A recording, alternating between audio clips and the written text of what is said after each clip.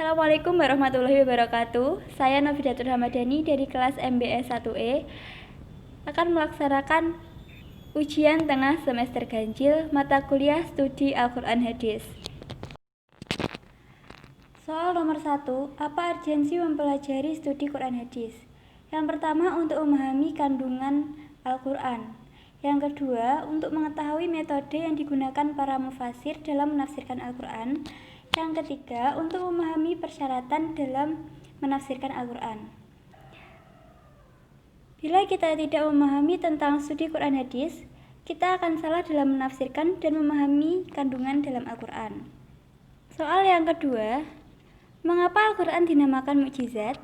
Karena Al-Quran terpelihara keasliannya hingga hari kiamat. Al-Quran adalah pelengkap kitab-kitab sebelumnya. Al-Quran mencakup aspek kehidupan yang dijadikan pedoman hidup bagi manusia. Keistimewaan Al-Quran: 1. Terpelihara dari perubahan dan pengubahan. 2. Mudah dihafalkan. 3.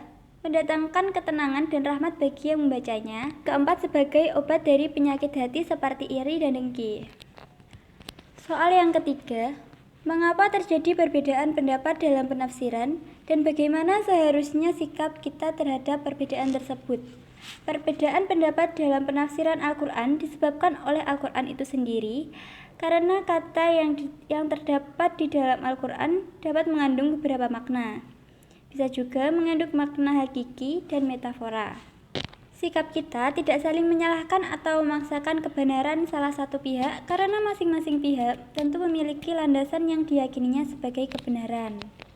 Soal yang keempat, apa yang dimaksud dengan asbabun nuzul? Asbabun nuzul mikro dan makro.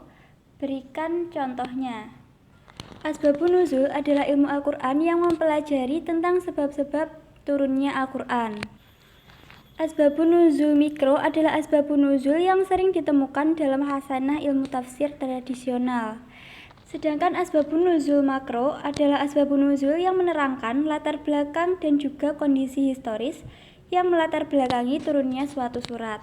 Contoh penerapan asbabun nuzul mikro dan makro misalnya dalam surah Al-Ahzab ayat 59 yang artinya, "Wahai Nabi, katakanlah kepada istri-istrimu, anak-anak perempuanmu, dan istri-istri orang mukmin, hendaklah mereka menutup jilbabnya ke seluruh tubuh mereka. Yang demikian itu agar mereka lebih dikenali sehingga mereka tidak diganggu, dan Allah Maha Pengampun, Maha Penyayang." Soal yang kelima, apa yang disebut dengan nasih mansukh? Polemik nasih mansukh tersebut, serta berikan contohnya. Nasih mansukh adalah bagian penting dalam ilmu Al-Quran yang wajib diketahui oleh mujtahid.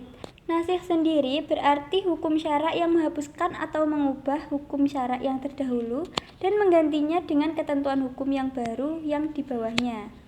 Sedangkan mansukh, hukum syara yang diambil dari dalil syara yang pertama yang belum diubah dengan dibatalkan dan diganti dengan hukum dari dalil syara baru yang datang kemudian.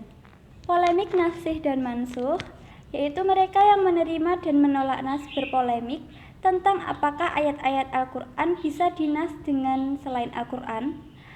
Apakah as-sunnah bisa menas Al-Quran? Imam Syafi'i menolak otoritas as-sunnah sebagai nas atas Al-Quran. Contohnya, perubahan masa iddah 1 tahun dalam Quran surat Al-Baqarah ayat 240 dan perubahan arah kiblat dari Baitul Maqdis ke Mekah dalam Quran surat Al-Baqarah ayat 124. Sekian dari saya, terima kasih dan wassalamualaikum warahmatullahi wabarakatuh.